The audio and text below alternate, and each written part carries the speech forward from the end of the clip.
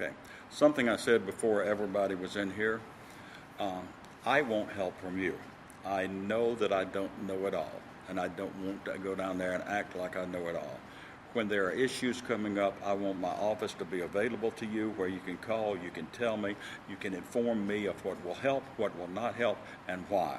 I also want from you talking points. If I get on the floor and debate something, I want it to be able to say, this is why this won't work, or this is why this will work. And for example, I just read a big article put out by the Louisiana Business Association, and they had some very good general statements. I'm fixing to go for that interview, and my question to them is going to be, give me some specifics on these general statements. How does this look where the rubber hits the road?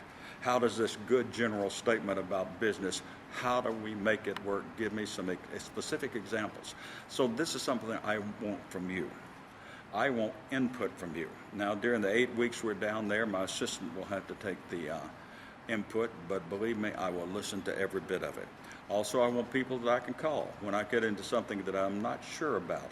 I'd like to have numbers of some of you and what you're specifically interested in, so I can call up and say, look, this is coming up. How does this affect you? I want to hear from you. I don't want to be there acting like I know what's going on in your office when I'm sitting in an office hundreds of miles away. I want to learn from you. As far as one specific thing, I am concerned about things that are happening in our education. One of the big concerns a lot of people are bringing up is the Common Core program. And as I see it, I get worried more and more about it. For example, a friend of mine just contacted me a few weeks ago doing homework with his second grader. A very simple question. There were 10 students in a class, 3 of them leave. How many are left? 7. That wasn't the answer. The answer in Common Core was anything close to 10 will work. We're only supposed to estimate this.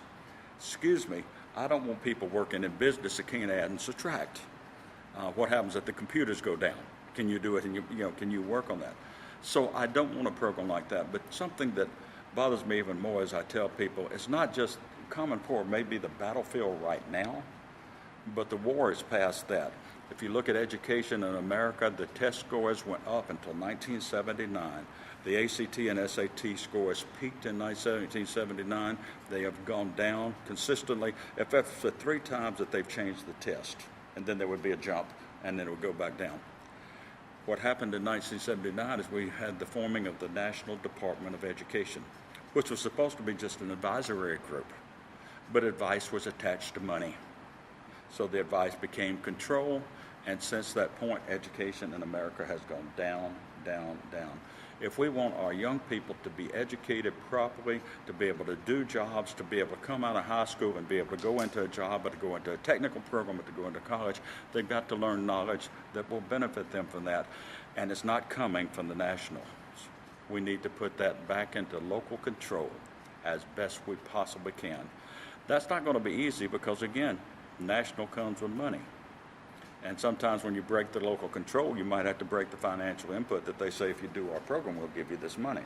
But if that program's not benefiting our kids, I'd rather leave the money up in Washington.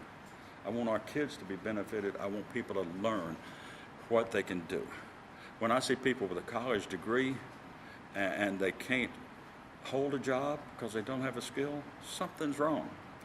Just the other day, I was in a car wash place, asked a girl who was operating the cash register, could you look up a telephone number for me?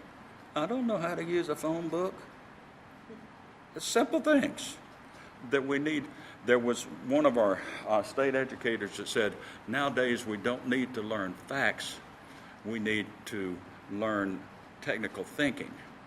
How do you think without facts? You've got to have facts to think. And if we don't, my wife and I tutor kids.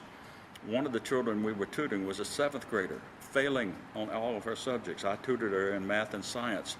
The first day I found out as a 7th grader, she didn't know how to multiply. We got the old-time flashcards, taught her multiplication. Her grades went from F's to C's in 1 month, and she finished this past year, the second year, on the honor roll. Why? She learned the facts she needed to be able to think, and without facts, you can't do it. When you get a mechanic job, you need to know the facts of what you're doing. You get an accounting job, you need to know facts.